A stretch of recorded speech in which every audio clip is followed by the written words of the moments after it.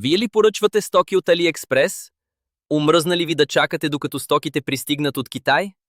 Тогава ще ви покажа безплатен начин, с който ще получите стоките си само за няколко дни. Продължавам да споделям проста инструкция как да го направите. Натискайки на връзката, ще влезете в магазина за разширения на браузъра Google Chrome. Още веднъж ще повторя. Използването на този инструмент е напълно безплатно. Сега ще ви покажа как да го инсталирате.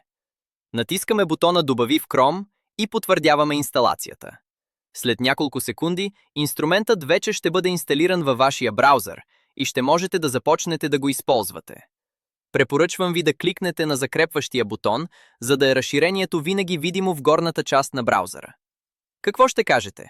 Отиваме в AliExpress и виждаме как всичко това работи.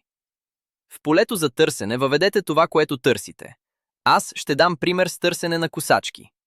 Както виждате, стандартно AliExpress показва стоки от различни места, а стандартният филтър позволява да се филтрират само стоките, които са в Китай или Турция. Ако искаме да получим стоките по-бързо, това изобщо не ни интересува. И ето, на помощ идва инсталираният инструмент. След като включите инструмента, продуктите налични във Франция ще се подредят веднага. Искате ли да поръчате от по-близо? Моля, изберете страна. Полша, Германия, Испания или друга. Така ще получите стоките си много по-бързо, отколкото ако поръчвате от Китай. Ако преди сте получавали стоки в рамките на няколко седмици, сега ще ги получите само за няколко дни. Предполагаемото време за доставка ще видите до всеки продукт.